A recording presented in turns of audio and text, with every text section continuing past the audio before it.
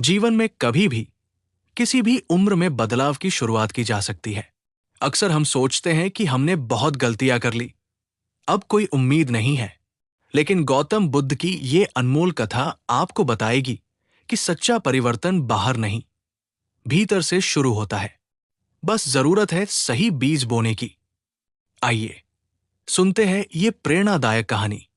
एक बार की बात है, गौतम बुद्ध जहां विहार कर रहे थे, वहां एक साधारण किसान उनसे मिलने आया। उसके चेहरे पर गहरी उदासी थी, आंखों में एक अजीब बेचैनी। उसने बुद्ध को प्रणाम किया और विनम्रता से कहा, भगवान, मैं एक मामूली किसान हूं। मैं सुबह से शाम तक अपने खेतों में हल चलाता हूं, बीज बोता हूं, फसल उगाता हूं।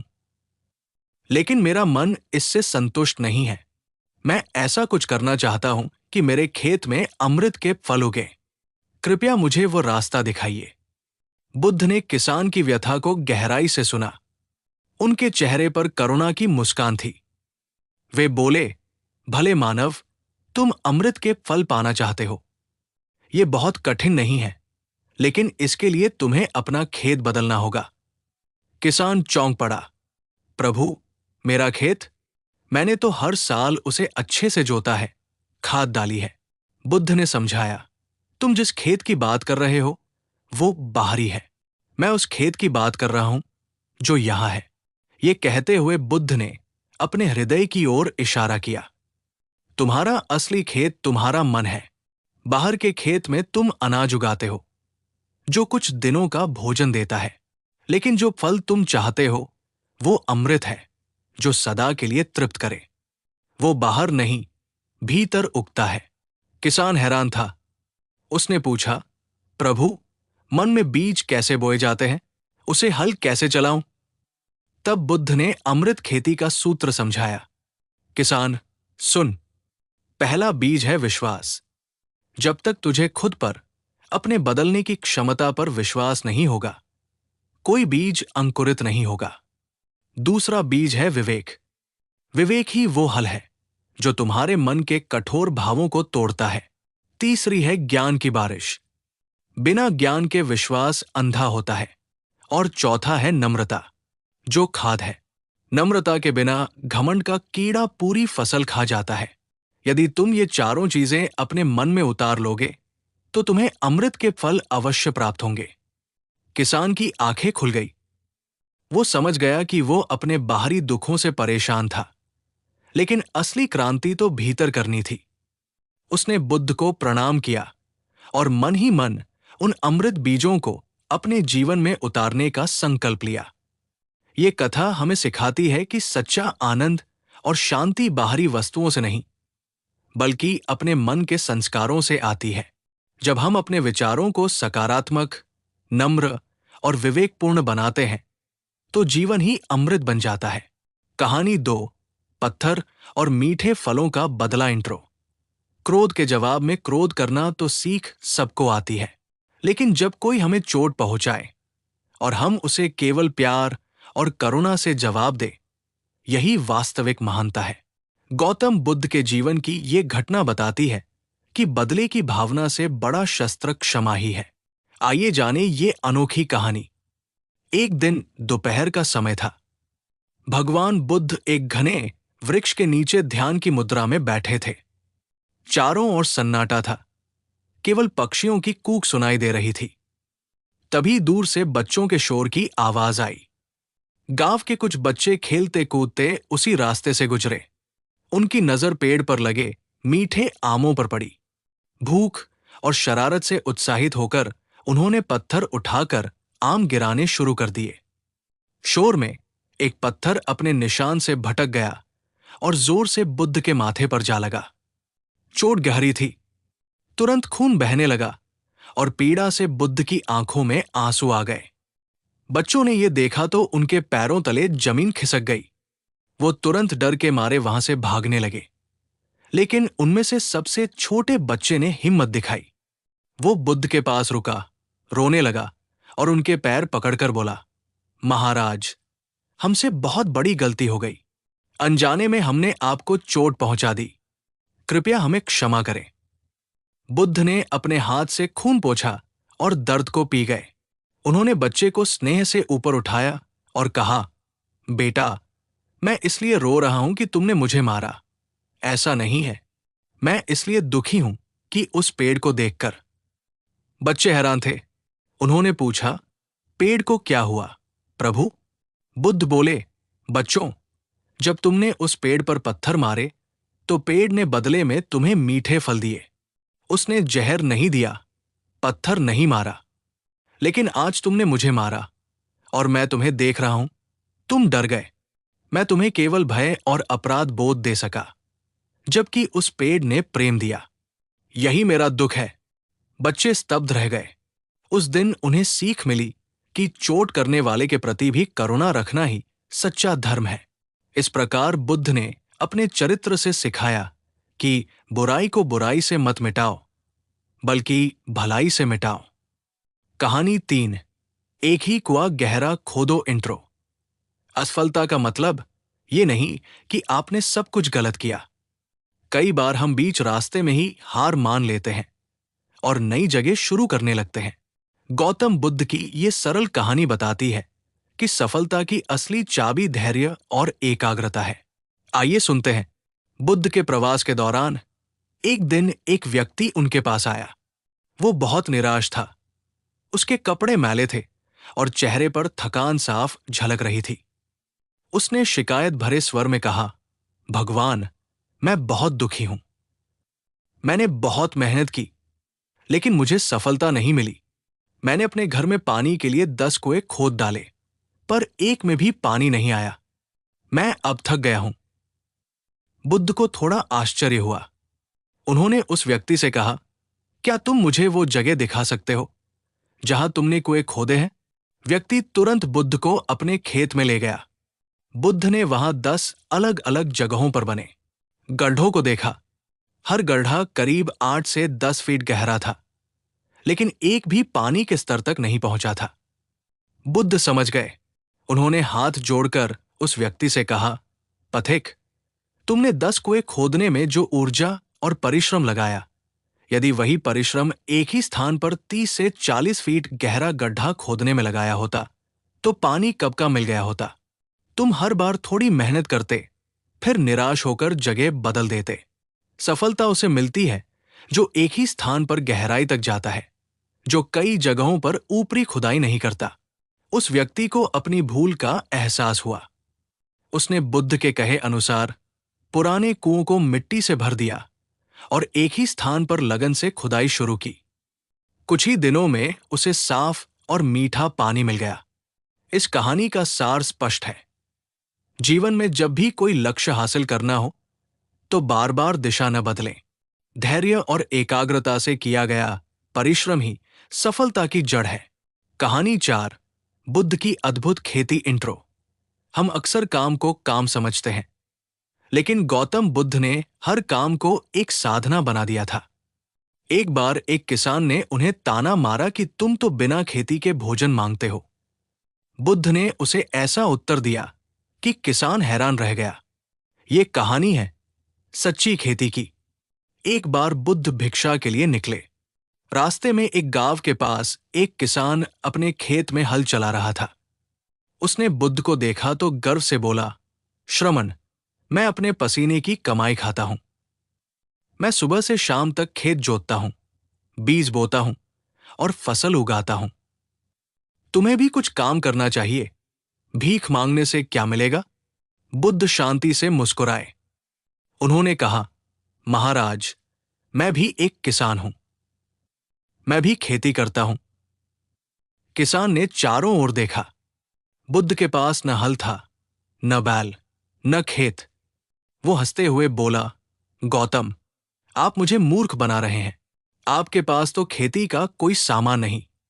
तब बुद्ध ने अपनी उस खेती का रहस्य बताया। उन्होंने कहा, सुनो किसान, मेरी खेती का हल है विचार और उससे जुड़ी रस्सी है स्मृति। मेरा बैल है अपमाद यानी संयम और जागरूकता, जो कभी पीछे मुड़कर नहीं देखता। मेरे खेत का बीज है श्रद्धा और उसे सींचने वाली बारिश है तपस्या। जहां दूसरे किसान खेत से खरपतवार निकालते हैं, मैं अपने मन से लोभ क्रोध के खरपतवार निकालता हूं, और जब ये फसल पकती है तो उसका फल होता है निर्वाण, सभी दुखों का अंत। किसान, बताओ, क्या ये खेती किसी से कम है? किसान बुद्ध की बात सुनकर अवाक रह गया। उसने देखा कि वो केवल अनाज उगाता है जो कुछ दिनों में सड़ जाता है, लेकिन बुद्ध अपने भीतर अमर सुख का बीज बो रहे थे। उसने तुरंत अपना गर्व त्याग दिया और बुद्ध के चरणों में नतमस्तक हो गया। कहानी 5, विषैले बाण का उपदेश। इंट्रो। हम अक्सर अनसुलझे और दार्शनिक सवालों में उलझे रहते हैं। भगवान है कि नहीं? मृत्यु के बाद क्या होता है? गौतम बुद्ध ने एक शिष्य को बताया कि इन सवालों का जवाब ढूंढने से पहले हमें अपने सामने के संकट का समाधान करना चाहिए। प्रस्तुत है प्रसिद्ध बाण वाली कथा। एक दिन मलुक्यपुत्र नामक शिष्य बुद्ध के पास आया। वो बहुत व्याकुल था क्योंकि बुद्ध उसे ब्रह्मांड के रहस्य नहीं समझा रहे थे। उसने सीधा प्रश्न किया, भगवान, आप मुझे ये नहीं बताते कि आत्मा है या नहीं? क्या संसार अनंत है? क्या तथागत मृत्यु के बाद भी जीवित रहते हैं? अगर आपने मुझे ये सच नहीं बताया तो मैं आपके पास नहीं रहूंगा। बुद्ध चुपचाप उसकी बात सुनते रहे। फिर उन्होंने एक सरल उदाहरण दिया। वे बोले, मलुक्यपुत्र, मान लो किसी व्यक्ति पर कोई जहरीला बाण आकर लगा। वो बाण उसके मांस में धंसा हुआ है और जहर धीरे धीरे पूरे शरीर में फैल रहा है। वो जान भी सकता है कि बाण कैसे आया। उसे ये सोचना चाहिए कि बाण किसने चलाया, उसकी जाति क्या थी, उसका धनुष कैसा था, या उसे तुरंत उस बाण को निकालकर घाव पर मरहम लगाना चाहिए? मलुक्यपुत्र ने सहज ही उत्तर दिया, भगवान, पहले बाण निकलवाना चाहिए, वरना व्यक्ति मर जाएगा। बाद में जांच की जा सकती है। बुद्ध मुस्कुराए। ठीक कहा। उसी प्रकार संसार में मनुष्य इस जन्म के दुख, बुढ़ापा, रोग और मृत्यु के बाण से घायल है। इसे निकालने का तरीका है जीने का सही मार्ग अपनाना। यदि तुम ये सोचते रहोगे कि ब्रह्मांड अनंत है या सीमित, तो तुम मर जाओगे और सत्य तक कभी नहीं पहुंच पाओगे। इसलिए पहले दुख से मुक्ति का उपाय करो, फिर दार्शनिक प्रश्न पूछो। मलुक्यपुत्र समझ गया। उसने सत्य को स्वीकार कर लिया। इस कहानी से हमें ये शिक्षा मिलती है कि व्यावहारिक जीवन के समाधान पर ध्यान देना कहीं अधिक उपयोगी है, बजाय उन बातों के जिनका कोई अंत नहीं है। कहानी 6, बांस की टोकरी और निरंतरता। इंट्रो। कोई भी इंसान रातों रात महान नहीं बन जाता। अच्छी आदतों का असर धीरे धीरे होता है, ठीक उसी तरह जैसे बूंद बूंद से घट भरती है। गौतम बुद्ध ने एक उदास युवक को ये सीख बांस की टोकरी के जरिए समझाई। आइए जाने ये अनोखा प्रयोग। एक बार बुद्ध एक नगर में प्रवचन दे रहे थे। एक युवक प्रतिदिन उनके प्रवचन सुनता। उसे बुद्ध की बातें बहुत अच्छी लगती, लेकिन जब वो घर लौटता तो वही पुरानी आदतें उसे खींच लेती। वो उदास हो गया। एक दिन सत्संग के बाद वो बुद्ध के पास पहुंचा और बोला, भगवान, आपके प्रवचन सुनकर तो मेरा मन बदल जाता है, लेकिन घर पहुंचते ही मैं फिर वैसा ही हो जाता हूं। सत्संग का क्या फायदा? बुद्ध ने उसकी बात सुनी और मुस्कुराकर एक काम कहा। उन्होंने पास में पड़ी बांस की एक ढुलकी हुई टोकरी उठाई जिसमें कई छेद थे। उन्होंने युवक से कहा, पुत्र, ये टोकरी ले जाओ, इसमें नदी से पानी भरो और लेकर आओ। युवक ने बुद्ध के आदेश का पालन किया। वो नदी पर गया, टोकरी में पानी भरने की कोशिश की, लेकिन छिद्रों से सारा पानी लौट आता। वो खाली टोकरी लेकर लौटा। बुद्ध ने कहा, फिर से जाओ, यही काम बार बार करो। युवक ने वैसा ही किया। 1 दिन, 2 दिन, 7 दिन, हर बार टोकरी खाली आती, लेकिन युवक बुद्ध के कहे अनुसार प्रयास करता रहा।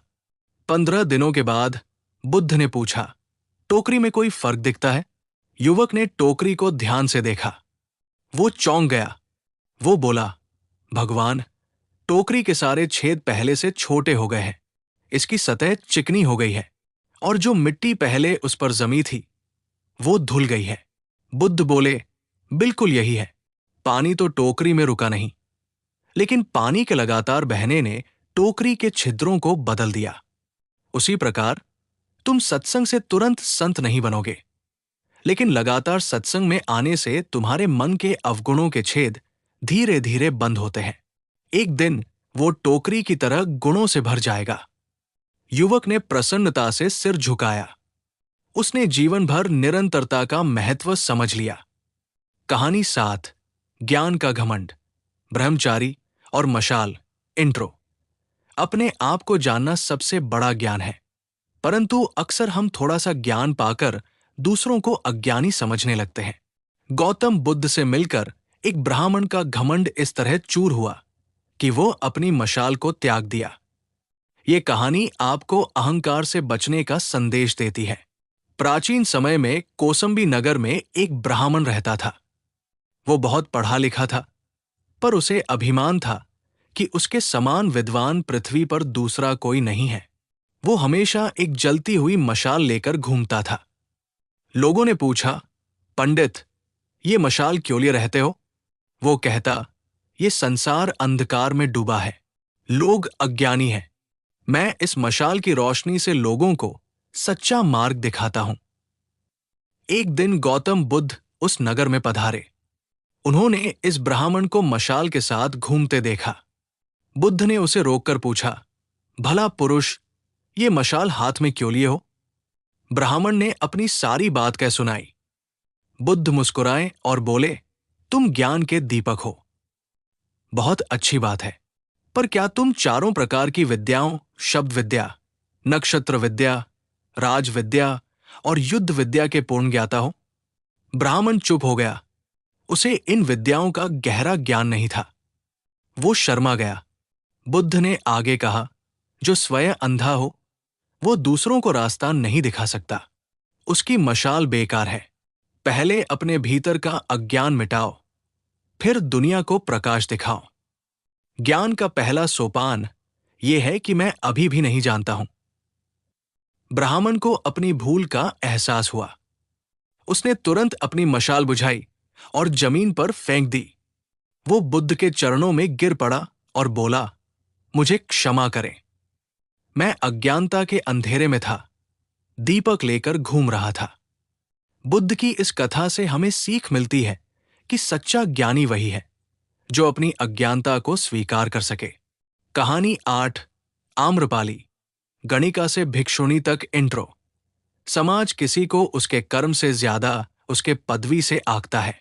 गौतम बुद्ध ने एक बार वैशाली की प्रसिद्ध नर्तकी और गणिका आम्रपाली के निमंत्रण को स्वीकार किया और अपने शिष्यों को यह सिखाया कि भक्ति और प्रेम के आगे कोई जाति या पेशा बड़ा नहीं होता।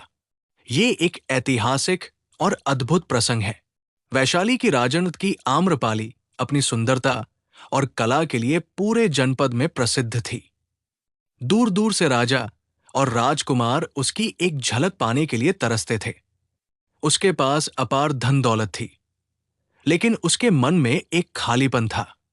एक दिन उसे पता चला कि महात्मा बुद्ध वैशाली आए हैं। उसके भीतर एक अदम्य इच्छा जागी। वो बुद्ध को अपने घर भोजन कराना चाहती थी। वो स्वयं बुद्ध के पास गई। उसके वस्त्र कीमती थे, लेकिन आंखों में विनम्रता थी। उसने कहा, भगवान, मैं पापिनी हूं, मैं व्यभिचारिणी हूं, फिर भी मेरे मन में आपके लिए अपार श्रद्धा है। कृपया कल मेरे घर भोजन स्वीकार करें। बुद्ध के शिष्यों को यह सुनकर बहुत आश्चर्य और कुछ को क्रोध भी आया। उन्होंने बुद्ध से कहा, प्रभु, वो एक गणिका है, उसका निमंत्रण स्वीकार करना आपके लिए उचित नहीं है। बुद्ध ने सभी को शांत किया और कहा, मैंने उसकी भावनाओं को देखा। उसके मन में पवित्रता थी। वो अपने पेशे से नहीं, अपनी श्रद्धा से मेरे सामने आई है। जो मुझे श्रद्धा से बुलाता है, चाहे वो राजा हो या रंक, मैं उसका अनादर नहीं कर सकता। अगले दिन बुद्ध आम्रपाली के भवन पहुंचे। आम्रपाली ने अपने हाथों से उन्हें भोजन कराया। जब बुद्ध ने उसे करुणापूर्वक आशीर्वाद दिया, उस समय आम्रपाली को ऐसा लगा जैसे उसके जीवन की सारी कालिमा धुल गई। उसी दिन उसने अपना सारा वैभव त्याग दिया। उसने अपना महल बौद्ध विहार को दान कर दिया और बुद्ध की शिष्या बन गई। सार यह है कि किसी के अतीत का पेशा नहीं, बल्कि वर्तमान की भक्ति और भविष्य की संभावनाएं मायने रखती है। कहानी 9। सबसे सुखी व्यक्ति कौन? इंट्रो। सुख की दौड़ में हम सब या तो संतान चाहते हैं, या दौलत, या फिर मकान। लेकिन क्या होगा जब किसी की कोई इच्छा ही न हो? गौतम बुद्ध के एक प्रवचन में शिष्य आनंद ने पूछा, सबसे सुखी कौन है? तो बुद्ध ने भीड़ में से एक दुबले पतले फटेहाल व्यक्ति की ओर इशारा किया। यह कहानी है सच्चे सुख का गूढ़ रहस्य। एक बार बुद्ध पाटलिपुत्र में प्रवचन कर रहे थे। हजारों की भीड़ जमा थी। बीच प्रवचन में आनंद ने बुद्ध से पूछा, भंते, ये विशाल जनसमूह है, क्या आप बता सकते हैं कि इन सब में सबसे सुखी व्यक्ति कौन बैठा है? सब लोग उत्सुक हो गए। बुद्ध ने निगाहें घुमाई, फिर भीड़ के सबसे अंतिम छोर पर जहां कोई खड़ा था उसकी ओर इशारा किया। वहां एक व्यक्ति था जिसके कपड़े फटे थे, शरीर दुबला और चेहरा गंदा था, पर उसकी आंखों में एक गहरी शांति थी। आनंद हैरान हुआ, भगवान, वो तो बहुत दयनीय दिखता है, वो सबसे सुखी कैसे हो सकता है? बुद्ध ने कहा, जाकर पूछो तो सही, शंका रहती है। आनंद ने उस व्यक्ति को पास बुलाया। बुद्ध ने पूछा, वत्स, तुम क्या चाहते हो? भगवान से क्या मांगना चाहते हो? वो व्यक्ति बोला, भगवान, मुझे कुछ नहीं चाहिए, मैं पूर्ण हूं। यदि ईश्वर ही मुझसे पूछे तो मैं यही कहूंगा कि मुझे किसी चीज की कामना मत दो, क्योंकि कामना ही दुख की जड़ है। मेरे पास कुछ नहीं है, फिर भी मैं सब कुछ हूं। तब बुद्ध ने सभी की ओर देखते हुए कहा, देखा आनंद, तुमने सोचा था जिसके पास ज्यादा है वो सुखी है, लेकिन ये जिसके पास कुछ नहीं वो सबसे सुखी है, क्योंकि उसके भीतर कोई चाह नहीं है। चाहे चिंता पैदा करती है, चाहे भय पैदा करती है, इच्छाओं के खत्म होने पर ही सच्चा आनंद आता है। ये कथा हमें असंतोष के जीवन से मुक्ति का पाठ पढ़ाती है। कहानी 10। अछूत नहीं, अंधा है राजन। इंट्रो। जातिवाद और छुआछूत एक सामाजिक बुराई है। गौतम बुद्ध ने हजारों साल पहले ही एक कन्या की रक्षा करते हुए सिद्ध कर दिया था कि जन्म से कोई छोटा या बड़ा नहीं होता। कहानी है एक राजा की मानसिकता बदलने की। एक दिन बुद्ध वैशाली नगरी के बाहर से गुजर रहे थे। उन्होंने देखा कि राजा के कुछ सैनिक एक युवा लड़की का पीछा कर रहे हैं। वो लड़की किसी कुएं के पास जाकर थककर रुक गई। बुद्ध उसके पास गए। उन्होंने प्यासे स्वर में कहा, पुत्री, क्या मुझे पानी पिलाओगी? लड़की ने डरते हुए कहा, महाराज, मैं अछूत हूं, मेरे छूने से पानी अपवित्र हो जाएगा। बुद्ध मुस्कुराए और बोले, हम सब एक ही ईश्वर के बच्चे हैं, मैं पानी पूछ रहा हूं, जाति नहीं, पिलाओ।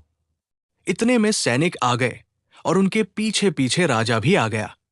राजा ने बुद्ध को सोने के बर्तन में गुलाब जल अर्पित किया। बुद्ध ने लेने से इनकार कर दिया। उन्होंने फिर उस लड़की से ही पानी मांगा। लड़की ने हिम्मत करके पानी पिलाया। राजा को बहुत आश्चर्य हुआ। बुद्ध ने राजा से पूछा, राजन, इस कन्या को क्यों सताते हो? राजा ने उत्तर दिया, ये अछूत है, इसने मेरे दरबार में गाया था, मैंने उसे पुरस्कार दिया, फिर पता चला कि ये अछूत है। बुद्ध ने गंभीरता से कहा, राजन, यदि रक्त उसी रंग का बहता है, यदि उसने मधुर स्वर में गाया, यदि उसके हाथों ने पानी दिया, तो वो अछूत नहीं है। असली अछूत तुम हो। तुम्हारा मन भेदभाव के कीचड़ में अछूत है। जिसने कला से तुम्हें आनंद दिया, उसे सताना राजा नहीं, राक्षस का काम है। राजा लज्जित हो गया। उसने तुरंत लड़की से क्षमा मांगी और उसे सम्मानपूर्वक उसका स्थान दिया। इस कहानी से हमें मानवता की शिक्षा मिलती है। कहानी 11। नन्ही गिलहरी और महासागर जैसा धैर्य। इंट्रो। जीवन में जब सब कुछ असंभव लगने लगे, जब हार मानने का मन करे, तब एक छोटी सी गिलहरी की ये कहानी याद कर लेना। गौतम बुद्ध ने स्वयं ज्ञान प्राप्ति से पहले इस दृश्य को देखकर प्रेरणा ली थी। ये कहानी हमें सिखाती है कि सफलता अक्सर उन्हें मिलती है जो रुकते नहीं, चाहे परिणाम कुछ भी हो। प्राचीन समय में जब सिद्धार्थ गौतम बुद्ध ने ज्ञान प्राप्ति से पहले घोर तपस्या कर रहे थे, तब वे एक जंगल के किनारे निरंजना नदी के पास रुके हुए थे। उन्होंने अपने शरीर को अत्यधिक कष्ट दिया था, अन्न त्याग दिया था, कांटों पर लेटना, ठंड में निर्वस्त्र रहना। लेकिन इतना कठोर तप करने के बाद भी उन्हें आत्मज्ञान नहीं मिल रहा था। वे बहुत निराश थे। उन्होंने सोचा, मैंने अपना सब कुछ त्याग दिया, फिर भी सत्य मुझसे दूर है, अब मुझसे नहीं होगा। ठीक उसी निराशा के क्षण में उनकी आंखें एक छोटी सी गिलहरी पर पड़ी। उस गिलहरी के 2 बच्चे गलती से पास की एक झील में गिर गए थे और डूब रहे थे। मां गिलहरी पानी में नहीं कूद सकती थी, वो बहुत छोटी थी। लेकिन उसने हार नहीं मानी। वो झील के किनारे जाती, अपना पूरा छोटा शरीर पानी में डुबोती, फिर बाहर आती और अपने शरीर को जोर से झटक कर पानी को किनारे पर फेंक देती। वो बार बार ऐसा कर रही थी। सिद्धार्थ ने सोचा, ये मूर्ख गिलहरी, इसके इस प्रयास से झील कभी सूखेगी नहीं, ये व्यर्थ है। लेकिन गिलहरी निरंतर अपने प्रयास में लगी रही। उसका पूरा शरीर थक चुका था, फिर भी वो हर बार दोहरा रही थी। अचानक सिद्धार्थ को ऐसा लगा मानो वो गिलहरी उनसे कह रही हो, मैं नहीं जानती कि ये झील सूखेगी या नहीं, क्या मेरे बच्चे बचेंगे या नहीं, लेकिन मैं अपना प्रयास नहीं छोड़ूंगी, मैं अपने कर्तव्य से पीछे नहीं हटूंगी। ये देखकर सिद्धार्थ के विचार बदल गए। वे बोले उठे, एक छोटी सी गिलहरी जो अपने लघु सामर्थ्य से जा रही है, वहां मैं, जिसके पास बुद्धि और शरीर दोनों हैं, निराश हो बैठा हूं। मैं भी पुनः प्रयास करूंगा। तब सिद्धार्थ ने कठोर तपस्या छोड़ी, मध्यम मार्ग अपनाया और बोधि वृक्ष के नीचे ध्यान लगाया। और हां, उस दिन झील कभी सूखी नहीं, लेकिन भाग्यवश किसी राहगीर ने गिलहरी के बच्चों को बचा लिया था। सीख ये है, परिणाम की चिंता किए बिना अपने कर्तव्य पथ पर अडिग रहना ही विजय है। कहानी 12, यक्ष का विष और बुद्ध का प्रेम, सर्प और साधक। इंट्रो। डर, हिंसा और रोष से किसी पर विजय नहीं पाई जा सकती। जो सच्चा धीर है वो प्रेम से हर विष को अमृत बना देता है। ये कहानी गौतम बुद्ध और एक भयंकर यक्ष, राक्षस की है, जो उन्हें मारने के लिए विषधर सर्प बनकर आया था। लेकिन बुद्ध के स्पर्श ने उसे बदल डाला। एक समय में भगवान बुद्ध घने जंगल में ध्यान कर रहे थे। उस जंगल में एक भयंकर यक्ष का वास था। उसने हिंसा को ही अपना बल मान रखा था। जब वो शाम को लौटा तो उसने देखा कि उसके स्थान पर एक साधु ध्यानमग्न बैठा है। यक्ष को क्रोध आया, कौन है ये जो मेरी जगह पर आ गया? मैं इसे भगाता हूं। पहले उसने हाथी का रूप धारण करके जोर से चिंघाड़ा। पृथ्वी हिलने लगी। बुद्ध की पलकें तक नहीं हिली। फिर उसने शेर का रूप बनाकर दहाड़ मारी। पत्ते कांपने लगे, पर बुद्ध स्थिर थे। अंत में उसने एक विशालकाय विषधर सर्प का रूप बनाया। उसकी फुफकार से आग निकल रही थी।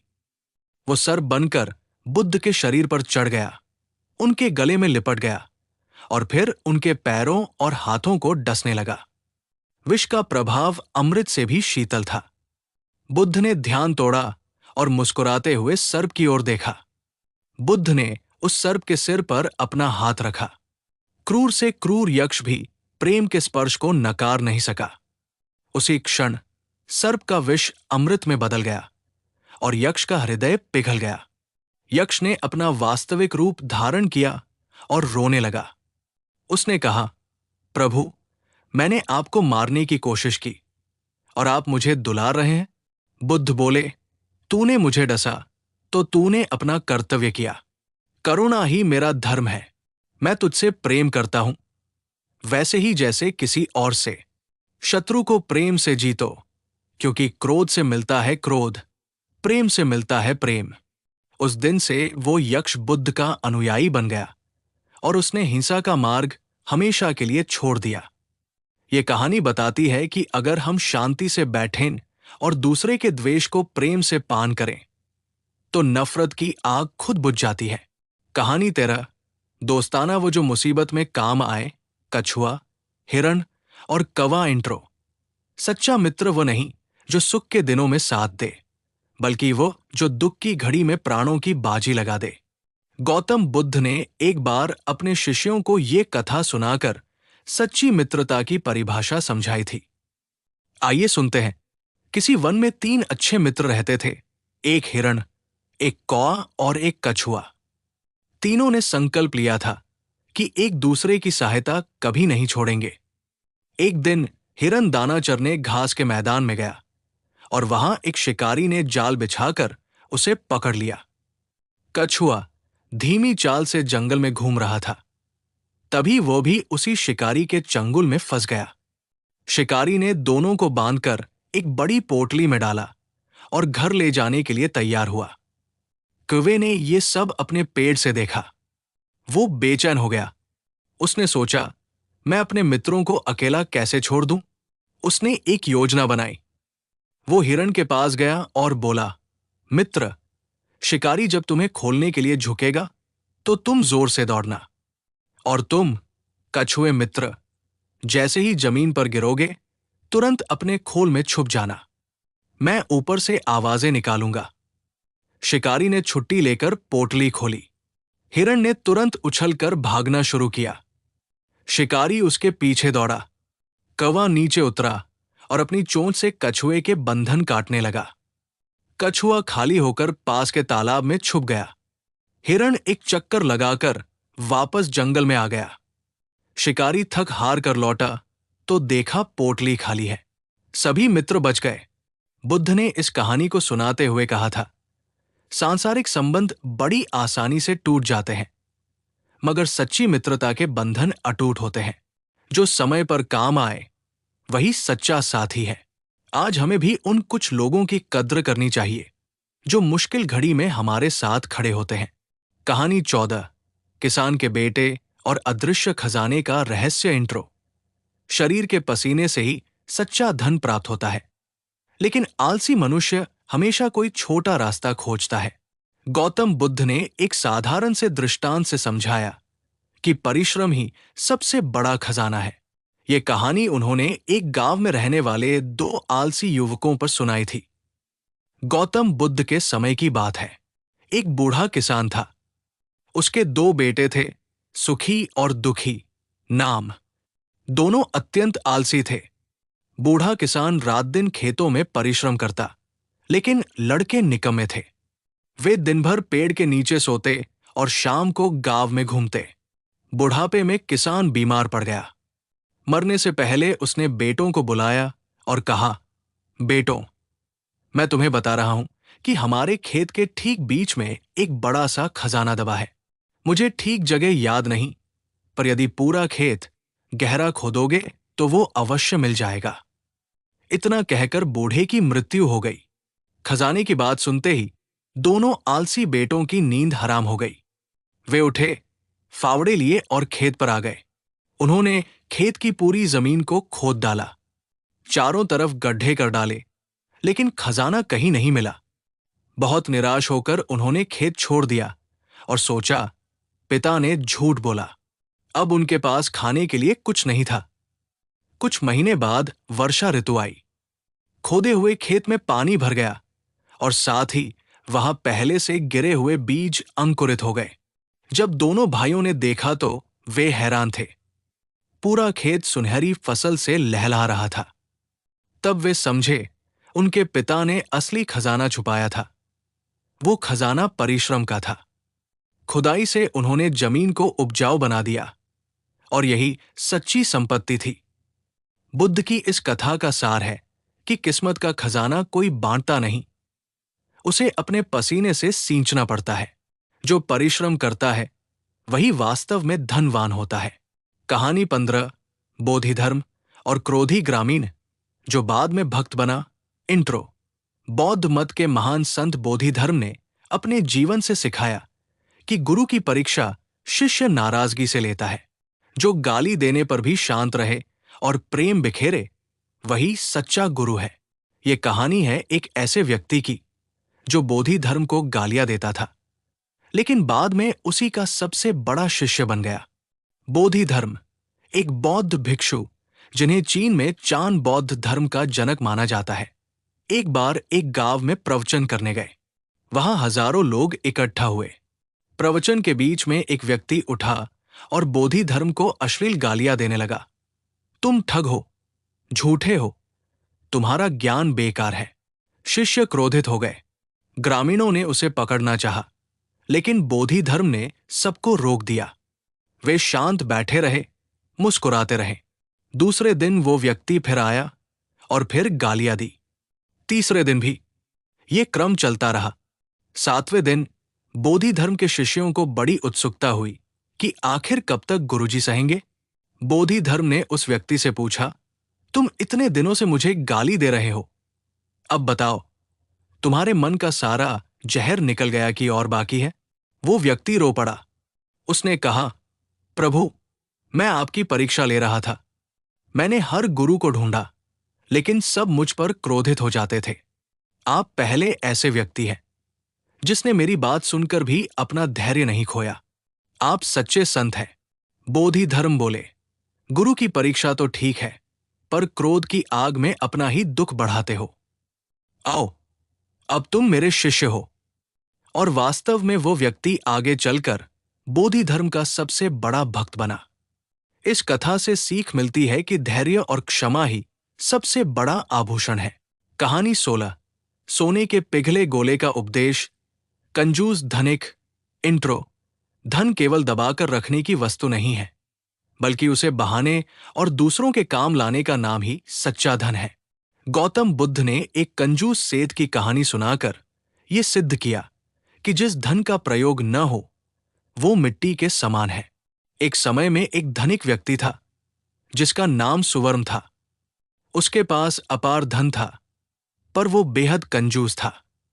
वो फटे कपड़े पहनता, सूखी रोटी खाता और धन को अपने घर में गड्ढों में छिपा रखता था। कोई भिखारी उसके दरवाजे से खाली हाथ जाता, कोई साधु अन्न को तरसता। वो कभी किसी को कुछ नहीं देता था। अपनी संपत्ति की सुरक्षा के लिए उसने सारा सोना पिघलाकर एक बड़ा गोला बनाया और शहर के बाहर एक पुराने कुएं के पास गाड़ दिया। वो रात में चुपके से जाकर देखता कि सोना सुरक्षित है या नहीं।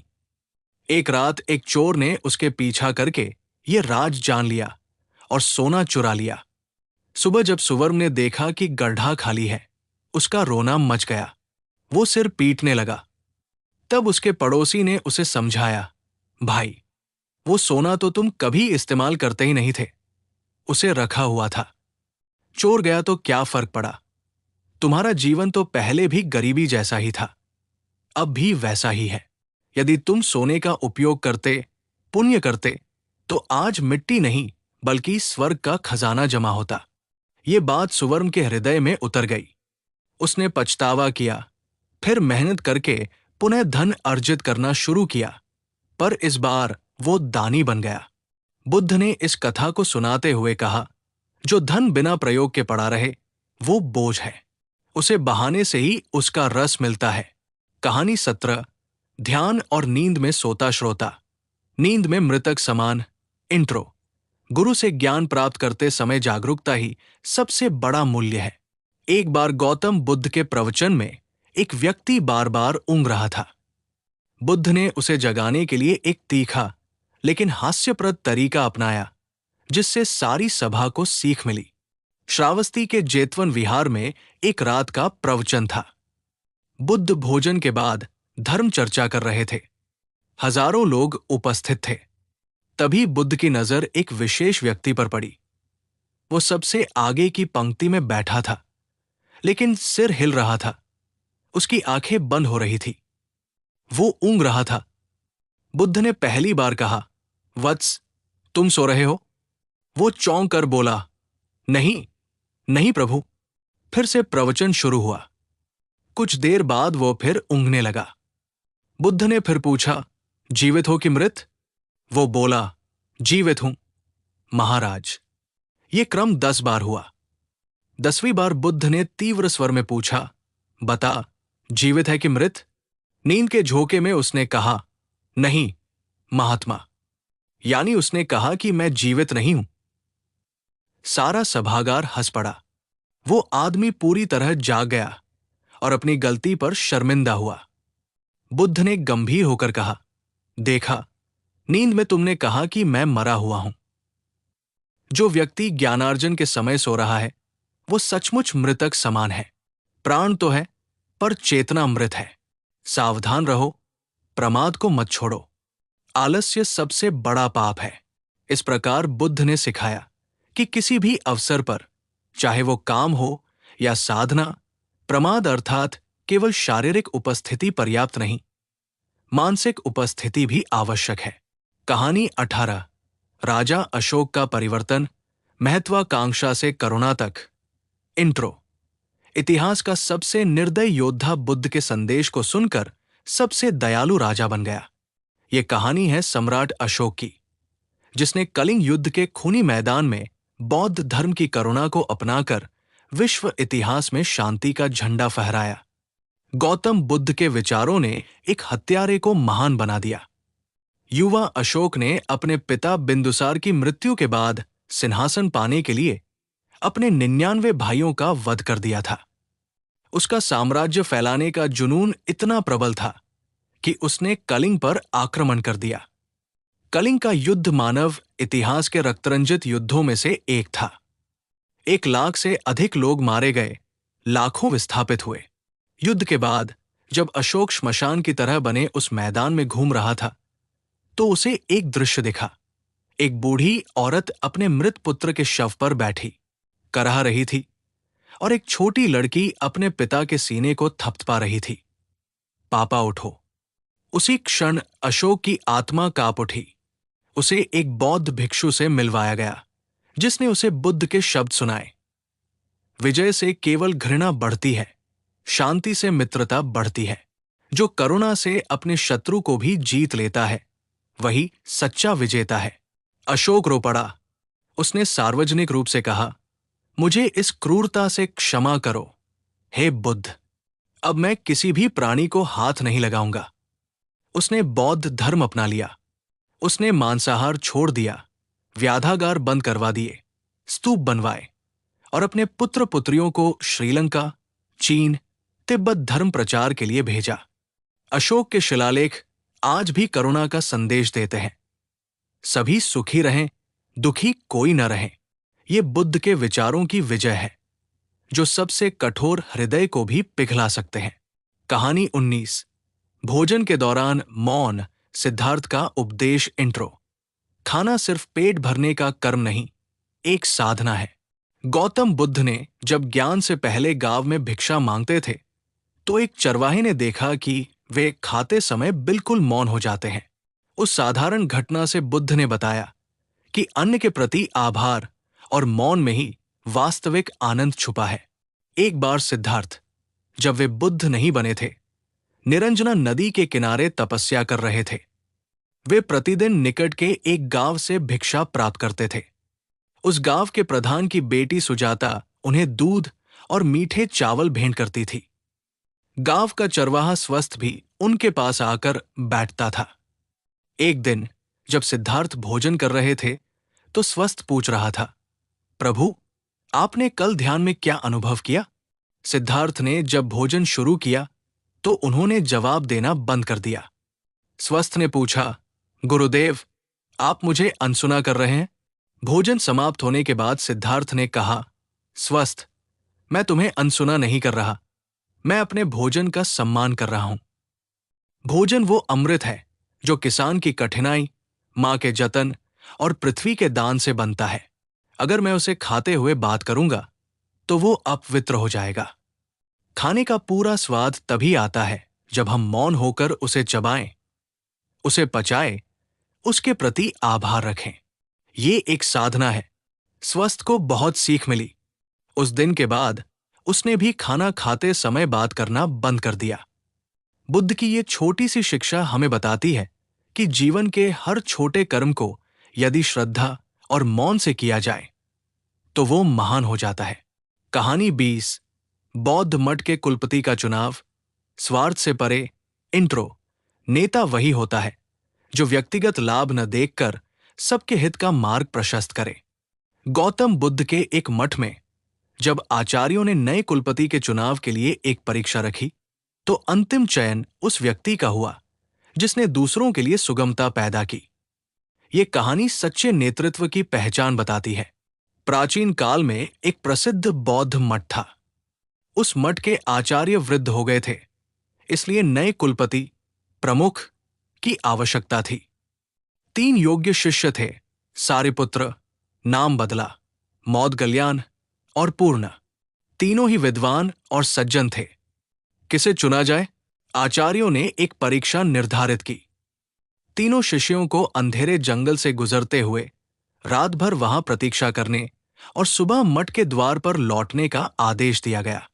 आचार्यों ने गुप्त रूप से मार्ग में बहुत से कांटे और पत्थर बिछा दिए ताकि मार्ग कठिन हो और सुबह किसी भी राहगीर को कष्ट न हो। सारिपुत्र ने कांटे देखे, कुछ दूर जाकर दूसरा रास्ता ढूंढ लिया और बिना किसी कठिनाई के निकल गए। मौदगल्यान ने कांटों पर छलांग लगा दी और बीच बीच में गिरते हुए तीसरे दिन सुबह पहुंचे। तीसरे शिष्य पूर्ण ने देखा कि मार्ग में कांटे हैं, तो वे रुक गए। वे अपने हाथों से एक एक कांटा उठाकर रास्ते से हटाने लगे। उन्होंने सारी रात वही काम किया। सुबह तक उनके हाथ घायल हो गए, पर मार्ग पूरी तरह साफ हो गया। जब आचार्यों ने परिणाम देखा, तो उन्होंने पूर्ण को कुलपति बना दिया। कारण पूछे जाने पर बोले, जो अपनी मंजिल की परवाह न करके दूसरों के मार्ग को सुगम बनाता है, वही सच्चा नेता है। शासन करना नहीं, सेवा करना उसका धर्म है। बुद्ध के इस मूल मंत्र को याद रखें। दूसरों का भला ही आपका भला है।